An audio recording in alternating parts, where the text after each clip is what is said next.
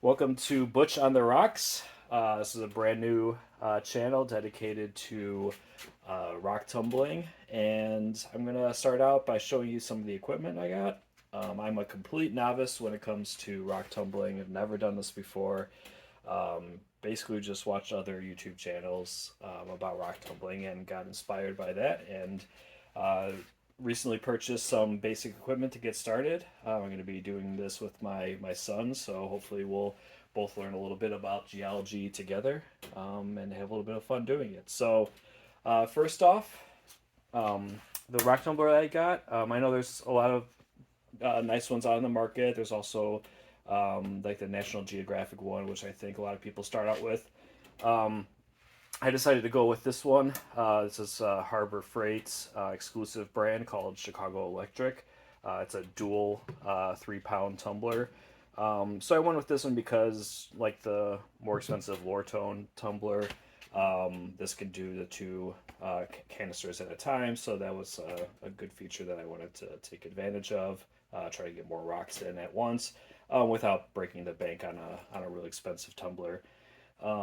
So when I bought this, I did hear about how um, the the um, the belts on the tumbler um, can break from time to time on these Chicago Electrics. So when I was at the store, I picked up one of these. It's a replacement belt. Cost $2.99. I just figured it would be nice to have on hand. But when I opened the box, it actually came with about six or so replacement belts, so it has me a little bit worried that it's going to break often, but we'll see how it goes. But it looks like we have a lot of replacement belts. To replace them, I kind of looked into it a little bit. Looks like you just have to unscrew these four screws under here, and the belt's right about here underneath here. And it looks like it's pretty accessible to be able to take it off and replace it. So hopefully that'd be the extent of the problems if we have any with this tumbler. But it's fairly inexpensive. I think it was about $60 at the local Harbor Freight. So yeah, we'll see how it goes. The tumblers themselves. So these are 3 pound tumblers. Like I said, I'm a novice at this, so I don't know really anything about the tumblers, but um, looks pretty standard. Seems like pretty heavy duty rubber. So yeah, we'll see how these go. Put that aside. Some other things I got here. So I just picked up some kitchenware that we'll use along the way.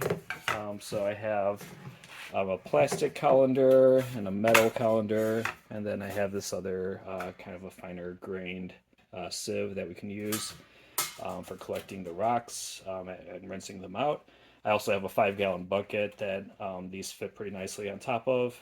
Um, I picked up a big water bottle too, a 10-liter water bottle, because we don't have any water supply in the basement here.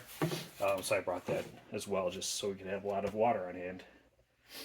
I also have some 1 liter measuring cups. Figured we'll need some of those, and then some measuring spoons as well for the grit. As far as the grit, I purchased some grit when I purchased first batch of rocks from the rock shed. Um, I got a starter kit for rotary tumbling. Came with 60/90, a pound of that. And it also came with 120, 220 grit. And then at the polishing stages, I had the 500 grit, and then it was just labeled as polished, but it's an aluminum oxide. I'm not sure exactly what the grit is on that, but it's just labeled the polish, which will be for the last step. I also got, when I was at the Harbor Freight, before I had ordered that, Harbor Freight also has a grit pack, a lot smaller. It was less than a pound of total grit. You can see these bags are pretty small. They're also not labeled very well either. It's just coarse grit and fine grit. So I'm guessing it kind of lines up somewhere in this range where the coarse grit kind of looks similar to the 60/90. The fine grit kind of looks a little bit finer than this 120, 220, but maybe a little bit more coarse than the 500. So I think it lies somewhere between these two. And we have some pre-polish and a bag of polish. But because I got this grit from the rock shed and I have a lot more of it, I think for the first attempt through, I'm going to use the rock shed grit just to give myself the best chance of success at some good polished rocks. So yeah, that's the supplies that I picked up, and in the next videos we'll take a look at the rocks and get started with the tumbling.